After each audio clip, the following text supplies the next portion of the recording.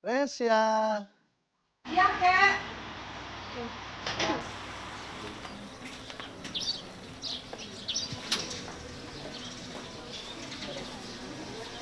Resya. Iya, Kek. Ayo, cepat nanti kita telat. Ayo.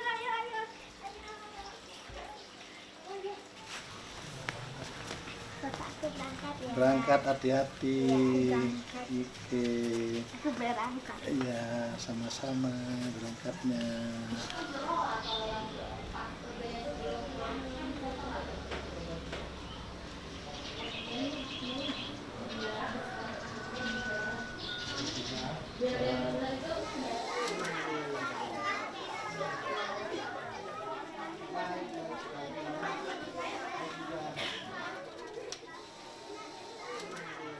Swastiastu. Ayo, Gek, naik. Nah, duduk dah langsung.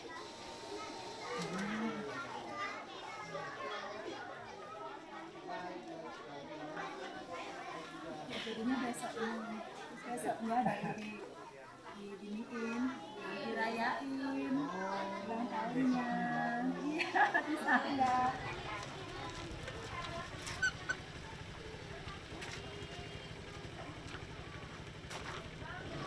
Satu, dua, kilas. Melotot. Depan. Pak, tak. Ngejar pala. Hop. Nah, bagus. Nengok. Pilas angkat. Hop. Pelan. Adeng-adeng ya. Nelik. Pong. Buka jari tangan. Jadi pada saat itu tuh dia lagi diajak mainan ke sini melihat kakaknya yang sebenarnya ikut menari. Jadi diajak ke sanggar sama kakeknya. Terus Ki Resya itu awalnya tidak mau turun. Dia tetap diam di depan. Jadi dirayu sama kakeknya. Ki Resya mau ikut nari, digituin sama kakeknya. Dia bilang nggak mau. Pokoknya tetap bilang nggak mau. Nah pada saat itu kebetulan Tiang sendiri kan melihat dia itu datang kepingin jadinya kayak mendekatkan diri kan. Terus tak cari ke sana Ki Resyanya. Ki Resya, sini yuk turun, tak ituin. Mau lihat orang nari enggak? Dia bilang enggak mau. Awalnya dia bilang tetap enggak mau. Tapi dia kayaknya ada keinginan untuk kepingin tahu. Kalau di sana itu ada orang latihan nari, orang ngapain aja. Tapi dia tetap ngeliatin orang nari. Adeng. Cok, tak. Ngejar. Mau nggak di sini latihan gak gitu. Awalnya dia nggak mau kan karena rame banget dia. Nggak mau dia pokoknya nggak mau takut gitu. Dirayu sama Bude minta izin telepon dia. Jero kasih Jero gitu. Ya terserah Bude aja. Cuma Gak Resya nggak bisa dipaksa Bude. Kalau dia mau dia yang serahkan gituin. Dia nggak apa-apa. Yang penting anak saya itu mau belajar apa aja. Siapa aja mau ngajarin oke. Saya dampingin. Miring ke samping kiri, angkat, sledet, depan, ilag-ilag 2 kali 1, 2. Kalau Resya menarinya itu yang pertama gitu emang malu-malu gitu. Terus berjalan dengan waktu, berjalan akhirnya Dek Resya dengan senang hati mengikuti gitu. Rasa percaya diri sudah mulai tumbuh, kemauan sudah semakin tumbuh, akhirnya mengikuti nari kayak teman, cuman narinya itu enggak pakai tangan gitu. 1, 2, 3, 4. Fokus ke Bude ya. Senyum. Pelan. Nah, disitulah timbul rasa keinginan juga untuk mendekatkan diri terus. Habis itu besoknya lagi diajak ke sini sama kakeknya. Ayo kita coba dulu.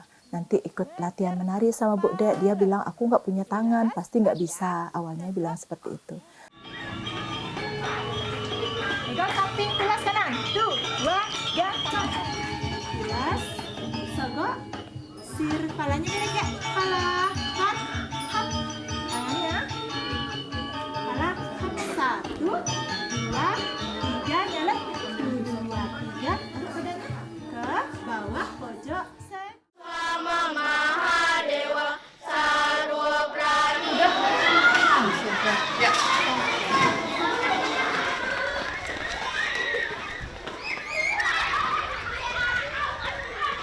Karena dulu dia tidak mau sekolah, dia itu minder sama dirinya sendiri. Aku kok begini lahirnya, kok aku nggak punya tangan gitu. Jadi awalnya dia sekolah itu diajak sama kakeknya. Jadi kakeknya kan ngajar dia ikut di sana bermain sama teman-teman gitu. Nah lama-lama diikutkanlah dari dalam kelasnya itu. Dia nyaman, ditanya kamu mau sekolah nggak kayak gitu. Enak loh kayak gini, udah ngerasain. Mau sekolah kamu? Oh, bolehlah coba-coba dulu gitu. Akhirnya udah sampai dia masuk satu periode itu ya. Baru lantas kakeknya bilang, bener kamu masuk, tak daftarin ini, tak daftarin umum nih sekalian nih gitu. Iya dah, mau gitu. Dari situ dia baru mau sekolah. Tapi juga ada juga jedanya, dia mungkin ngerasa malu ketemu teman-temannya, rasa gimana, lama-lama pernah dia mau berhenti ya sekolah, kok aku kayak nggak diterima sama temen, kayak nggak ada yang ngajak, nggak punya tangan kayak gitu. Tapi kan kita selalu support, nggak pak, dia iri loh, kamu aja nggak punya tangan, mereka punya. Jadi dulu supportnya kayak gitu, jadi membalikkan faktanya gitu. Ya setelah berapa lama dia nyaman sekolahnya. Kemarin saya ajak dia lihat sekolah SLB, tapi dia tidak mau. Kamu kan nari, dia sekarang dia punya teman-teman yang dari SLB sekolah tuh. Tak aja, kamu mau nggak sekolah di sana sama temenmu yang gini sama? Nggak mau. Aku udah nyaman di sekolahku yang sekarang.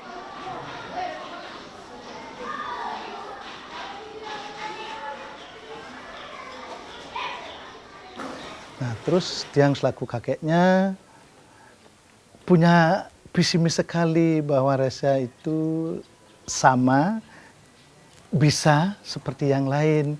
Sehingga Tiang selaku kakeknya punya power di pendidikan, dia ngajak sekolah. Yang pertama, awalnya juga dia malu. Lama kemudian, sebelum ada seminggu, udah ada pertanyaan. Bapak, dia bilang bapak ke saya, Bapak kenapa orang banyak lihat saya gitu. Oh enggak kenapa, dia mungkin lihat orang baru. Bikin Resya dulu ya. Resya buka sepatu, naik ke meja gitu. Ngobrol Resya sama temennya.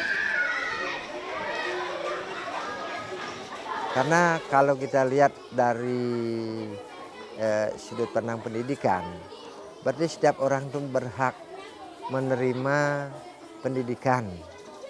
Jadi tidak ada pilih kasih. Walaupun dia anak yang disabilitas, tapi dia mau sekolah. Saya sangat mendukung sekali dan mendorong ada anak yang seperti dia, yang mempunyai fisik cacat, tapi dia mempunyai niat tinggi untuk sekolah. Berarti itu yang menyebabkan saya merasa bangga menerima dia sebagai siswa di sini. Ya. Ketimbang daripada ada yang anak disabilitas, mentalnya tidak bagus, tinggal di rumah saja. Ini syukur-syukur dia tuh mempunyai mental baja, mau sekolah.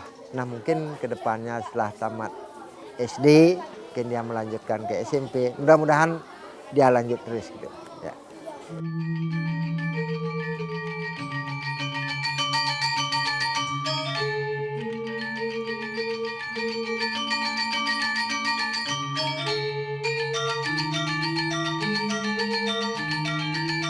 Kalau tari Bali ini merupakan tari yang memiliki makna religius ya. Jadi ini biasanya harus ada kaitannya sih sebenarnya dengan keagamaan. Jadi di Bali itu umat Hindu itu meyakini sekali kalau kegiatan agama itu ada yang namanya kegiatan kayak menari, menabuh yang seperti itu. Jadi tidak bisa lepas dari upacara keagamaan di Bali. Apalagi sangat memiliki makna yang sakral. Ada beberapa tarian yang seperti tari rejang yang memiliki arti yang menyambut dewata, dewati, dewa-dewi untuk turun ke bumi. Adapun ada yang namanya kegiatan ngayah di umat Hindu itu, ngayah itu artinya melakukan sesuatu dengan tulus ikhlas. Yang biasa kita lakukan dari sanggar itu ngayah menari di dalam kegiatan upacara agama Hindu. Jadi ngayah itu biasanya kita lakukan di pura-pura terdekat di sini, mengajak anak-anak untuk melakukan kegiatan menari, menabuh seperti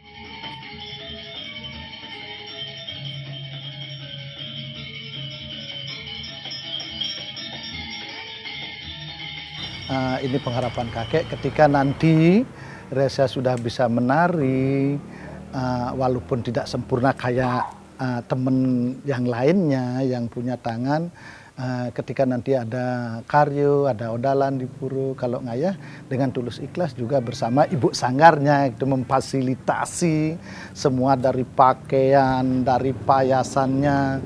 Itu tidak lupa juga Bu Sanggar andil besar sekali ketika dia belajar menari, yang sudah titipkan orang belajar menari, yang titipkan sama guru menari. Jiwa optimisnya untuk membentuk Dek Reza itu sama kedudukannya, sama kemampuannya dengan orang-orang normal atau teman-teman yang normal. Kayaknya ketika nanti dia sudah besar punya harapan untuk melanjutkan kehidupannya. Ketika nanti kakek neneknya sudah tidak ada lagi. Ini sejarah besar bagi Reza bahwa tanpa dukungan neneknya dan juga kakeknya, ibunya, juga Ibu Sanggar, nggak mungkin jadi siapa-siapa seorang Reza. 6, 7, Dinda rendah, Dinda, pan, 8. Perasaan saya tuh ya itu terharu sedih gitu. Padahal sebenarnya kan saya maunya nggak usah sampai dia itu loh sampai sakit latihan. Ya kan pulang sekolah dia langsung latihan. Harusnya dia tidur, makan. Dia memang makan gini tapi latihan kan lumayan ya, latihan nari itu lumayan gerakannya dia. Walaupun nggak punya tangan tuh lelah. Dia nggak bisa tidur sampai nggak belajar, bisa nggak sekolah dia. Pokoknya aku harus gitu. Ada bilang kayak nggak usah kayak gitu, ibu terima kamu apa adanya. Enggak, aku harus. Aku pengen lihat mom tuh seneng. Mom tuh ditanyain sama orang banyak, itu anaknya ya, pengen gitu. Biar nggak malu, mom punya anak cacat kayak aku. Padahal saya nggak pernah malu. Saya tetap bilang, itu yang nggak punya tangan, itu saya punya anaknya. Saya nggak pernah malu. Jadi dia berusaha. Kalau udah budek bilang latihan, mau sakit mau gimana. Kecuali memang dia sakitnya nggak bisa bangun. Baru nggak latihan. Kalau dia kemauannya tuh keras, Mbak. Kalau udah mau harus jalan. Tapi kalau dia nggak mau dikasih uang berapa, nggak mau. Dia nggak bisa diiming-imingi. Lepasin.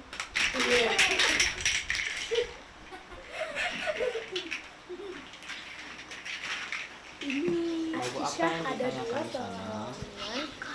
dengan ayam tuh.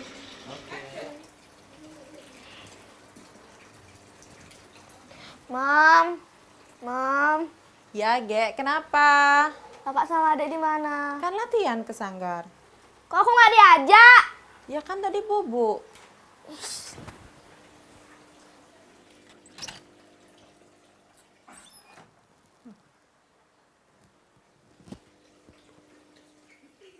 Semua tapi masih nangis semua.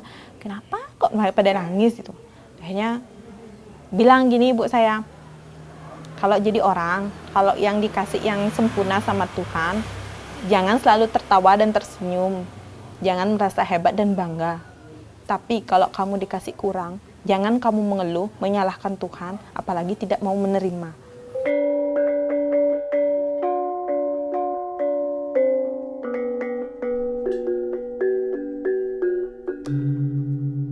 Kalau saya di desa kayak gini, Mbak ya, punya anak cacat itu, jadi bilang cacat ya, pasti ada nilai minusnya.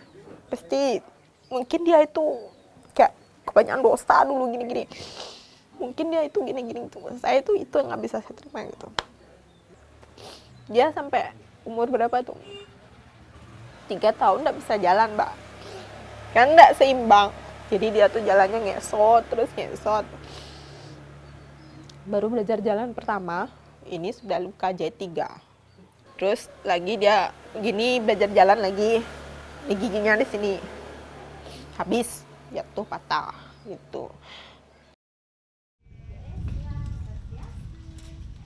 Pertama kali saya sendiri melihat Reza, dia itu anaknya sangat unik. Di sisi lain dia memang awalnya tidak memiliki rasa percaya diri. Jadi dia sendiri berusaha untuk mendekatkan diri biar dia itu bisa ikut tampil seperti itu, karena anak yang spesial seperti itu kalau tidak kita yang memulai untuk ngasih peluang, dia nggak bakalan berani untuk mencoba.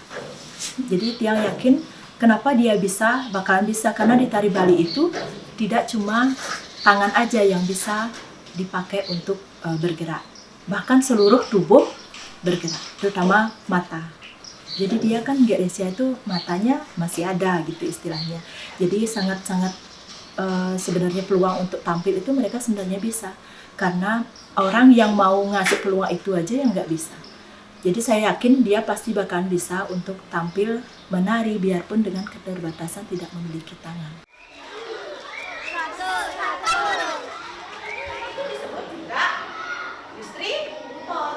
Begini Bu, Bapak, ketika menjalani sekolah umum awalnya Resa itu semua kayak mimpi. Mimpinya apa bisa, apa mau, seberapa kuat sih mentalnya untuk menghadapi orang-orang yang kayak begitu. Ketika nanti ada orang yang membuli, sudah dikasih semangat lagi, sudah temennya tidak mau ngajak, distandarkan lagi gitu. Memang sih awalnya ketika temennya itu ada yang tidak suka, mau mundur. Tetapi saya selaku kakeknya tidak bisa kayak begitu. Saya support lagi, saya dorong lagi, mau dia. Nanti ada rintangan lagi, dia mau mundur, tidak dikasih lagi, dorong lagi. Gitu. Akhirnya bisa seperti sekarang. Kalau saya sih lebih khawatirnya dia di kecapean ya, karena jadwalnya dia tuh untuk les full sekali. Dari hari Senin sampai hari Sabtu tuh full di sama nari itu. Jadi sebenarnya dia dapat istirahat cuma di hari Minggu. Pulang sekolah jam 12 gitu. Jadi biasanya kalau dia kecapean tuh sampai sakit ya Mbak. Dan sakitnya Geresia tuh nggak pernah sebentar. 2 minggu, 3 minggu, pokoknya dia minggu. Itu yang bikin saya gini. Kadang, aduh Dek, gimana kamu masih kuat? Kadang gitu. Kuat kok gitu. Pokoknya saya ngikutin dia. Tapi saya selalu bilang, kalau kamu hari Senin belajar lari, hari Selasa kamu harus bisa kamu ngambil les yang lain. Jadi saya harus seimbangkan. Karena kan menurut saya, karena apa ya, otaknya dia bagus, nggak bisa juga pakai nari aja ke depannya. Kalau saya sudah nggak ada, biar adalah keterampilan lain yang memang bisa dia pakai menunjang selain menari gitu, pakai bekal hidup dia nanti. Taruh. Mau dia agak maju lagi. 2, taruh, 3. Waktu itu kakunya luar biasa. Ngambelnya, aduh, jangan dah Mbak. Suka tiang ban. Untung sekarang udah sering dia sama budak, jadi dia mengenal orang, berani dia kenalan, berani dia. Geresia, kenapa sih pengen nari, bisa dibilang pengen ngebanggain mom, kakek sama nenek, sama Haji, biar dia tahu, biar mereka tahu kalau Geresia tuh bisa, biar nggak ada yang bilang kalau orang cacat tuh nggak mampu.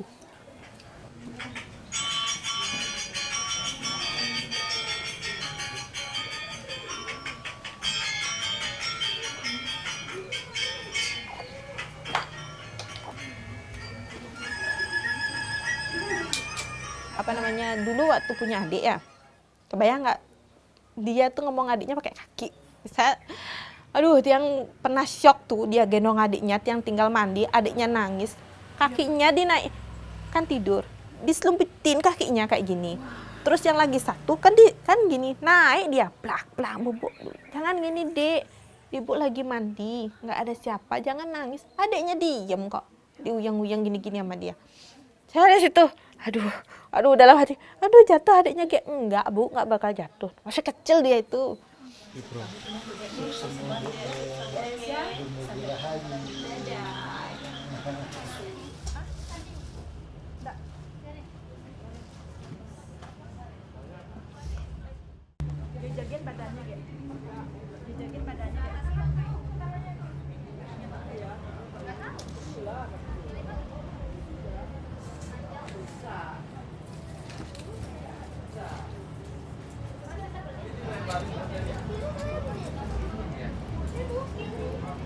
harapan saya untuk Resya ya. Mudah-mudahan dia tuh mau melanjutkan ke sekolah yang lebih tinggi.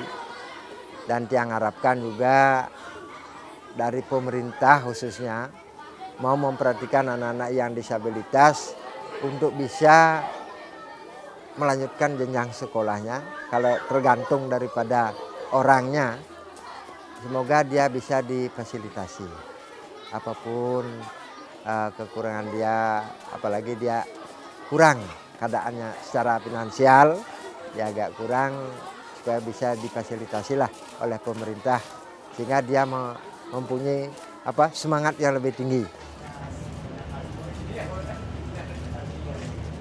Kalau dari menari itu sebenarnya emang sih umat Hindu itu mengharuskan anak-anak generasi penerus itu biar bisa menari, karena untuk pelestarian seni budaya itu memang kalau nggak dari diri kita sendiri, siapa yang harus kita kasih tahu untuk yang memang pelestarian budaya itu kan tidak semua orang mau seperti itu. Jadi syukur kalau di Bali itu masih ada kaitannya dengan upacara agama. Jadi anak-anak itu dari generasi yang kecil, dari TK itu sudah mulai kepingin atau berminat untuk belajar biar bisa tampil juga kayak ngayah di pura seperti ini.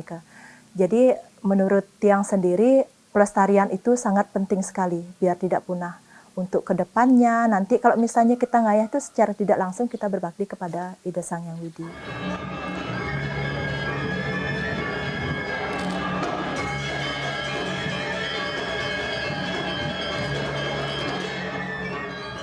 Spesialnya Resya, ya, karena Resya itu mendapat bagian dari yang kuasa itu seperti itu.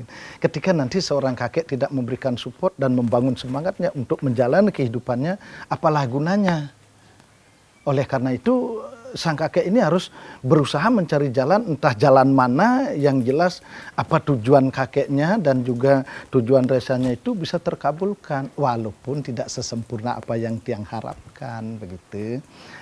Akhirnya tujuan yang terakhir, harapan terakhir dari kakek, bagaimana Resya itu bisa hidup layak sama seperti anak-anak normal lainnya gitu. Cuman itu saja.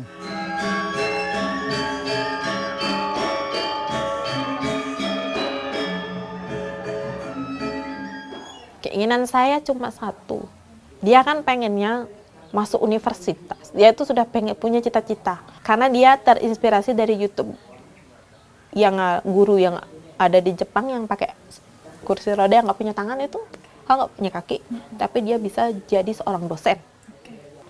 Jadi saya pengen apa yang Gek Resya mau itu ada jalannya untuk mencapai itu, entah dijembati oleh pendidikan pemerintahan, entah dijembati oleh lembaga sosial apa. Pokoknya saya mau dia itu untuk orang difabel, disabilitas. Pokoknya biar maunya mereka bisa lah, aspirasinya mereka tercapai lah.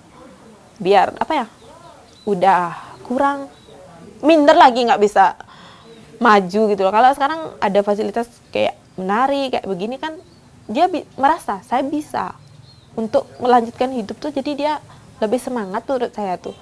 Terbukti dari Gek Resya lebih riang dia. Ya jadi Gek Resya itu selalu bilang, Mom dukung aku aja, aku pengen menspesialkan diriku sendiri. Biar orang lain tahu, aku ini orang spesial walaupun aku nggak punya tangan. Itu pengen nunjukin bahwa aku tuh nggak punya gini, tapi aku mampu, aku berkarir, aku berkarya.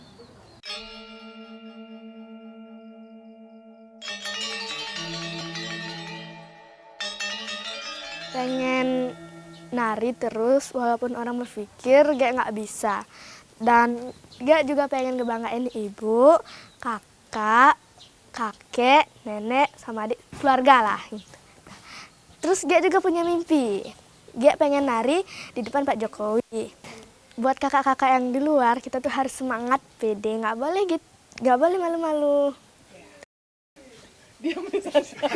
Kamu jangan kesini.